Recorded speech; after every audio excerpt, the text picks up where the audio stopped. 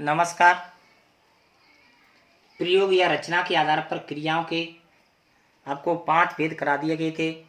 अगला जो भेद है वो आपका कृदंत क्रिया।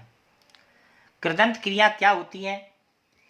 तो जब किसी क्रिया की मूल धातु के साथ प्रत्यय का प्रयोग किया जाता है तो उससे बनने वाली क्रिया क्या कहलाती है? कृदंत क्रिया कहलाती है। और पुरुष के लिंग या पुरुष और लिंग के अनुसार इन क्रियाओं का क्या होता है? प्रयोग किया जाता है। जैसे राम चलता है, सीता चलती है।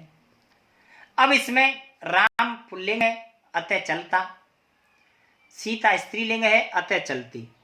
तो जब किसी मूल धातु में उपसर्ग का प्रयोग करके जब बनाई जाती हैं उन क्रियाओं को क्या कहते हैं? कृदंत क्रिया कहते हैं। कृत प्लस अंत अर्थात कृदंत। जैसे चल, अब क्रिया है आपकी चलना, चलना से बना आपका चल और चल में प्रत्यय लगाया ता तो चलता। ऐसे चल प्लस ना चलना, चल प्लस कर चलकर, हस प्लस ना बराबर हंसना, हस प्लस ता बराबर हंसता। ये सभी जो क्रिया है वो कैसी क्रिया है? कृदंत क्रिया है। कैसी क्रिया है? कृदंत क्रिया। अगली जो क्रिया आती है आपकी सजातीय क्रिया। कौन सी क्रिया? सजातीय क्रिया।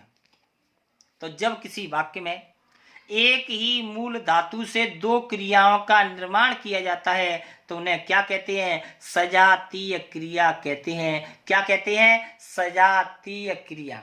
अर्थात ऐसी क्रिया जो समान धातु से मिलकर के बनी होती है उन्हें सजातीय क्रिया कहते हैं। स माने समान, जातीय माने जाति के, अर्थात ऐसी क्रिया जो समान जाति की मिली होती है अर्थात एक ही धातु से मिलकर के बनी होती है उन्हें क्या कहते हैं? सजातीय क्रिया कहते हैं। जैसे आपकी धातु है पठ, अब पठ से पढ़ाई और पढ़ी। ऐसी लड़, लड़ाई और लड़ी। चढ़ से चढ़ाई और चढ़ी। अर्थात जैसे आप वाक्य देखें, वाक्य हैं आपके भारत ने पाक से लड़ाई लड़ी।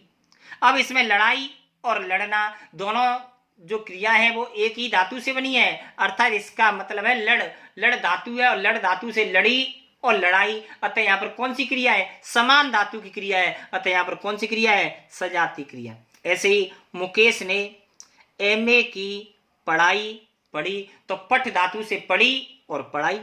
ऐसे संतोष ने पहाड़ की चढ़ाई चढ़ी तो चढ़ धातु से चढ़ी और चढ़ाई। अर्थात जहां पर एक ही धातु से मिलकर क्रिया बनी होती है उन्हें क्या कहते हैं? सजातीय क्रिया कहते हैं। क्या कहते हैं? सजातीय क्रिया कहते हैं। इसी के साथ आपका जो 7वां भेद है वो समाप्त होता है। अगला जो भेद है आपका है सहायक क्रिया। प्रयोग या रचना के आधार पर क्रियाओं का ये अंतिम भेद है। और सहायक क्रिया क्या होती है? तो जब किसी वाक्य में मुख्य क्रिया की सहायता के लिए कोई दूसरी क्रिया जब प्रयोग की जाती है लेकिन उसका स्वतंत्र कोई अर्थ नहीं होता है उन्हें सहायक क्रिया कहते हैं। अर्थात क्रिया के साथ जिन क्रियाओं का प्रयोग तो होता है लेकिन वे अपना स्वतंत्र रूप से अर्थ नहीं दे पाती हैं उन्हें क्या कहते हैं? सजातीय क्रिया कहते हैं, सहायक क्रिया कहते हैं। कौन सी क्रिया कहते हैं? सहायक क्रिया कहते हैं। जैसे रोगी ने दवाई पी है। अब इसमें जो पी माने पीना शब्द है, अगर इसका हम अकेले में प्रयोग करें तो पीना शब्द का अर्थ हमें पूर्ण अर्थ की प्राप्ति नहीं होगी क्योंकि न जाने उसने क्या पिया है। अतः इसके लिए हमें पूर्व वाक्य को पढ़ना पड़ेगा। इसी प्रकार नानी ने कहानी सुनाई है तो सुना है इसमें क्या है? सहायक क्रिया है। गीता ने पिटाई की है, रोगी ने खाना खाया है तो खाया। अब क्या खाया? तो ये सभी जो क्रियाएं वो कैसी हैं? सहायक क्रियाएं। कैसी क्रियाएं? सहायक क्रियाएं। इस प्रकार यहां पर आपका जो क्रिया का जो सेकंड भेद है रचना या प्रयोग के आधार पर वो समाप्त होता है। और मैं आशा करता हूं कि सभी बच्चों की समझ में आया होगा। तब तक के लिए नमस्कार। तीसरा भेद आपको अगले वीडियो में कराया जाएगा।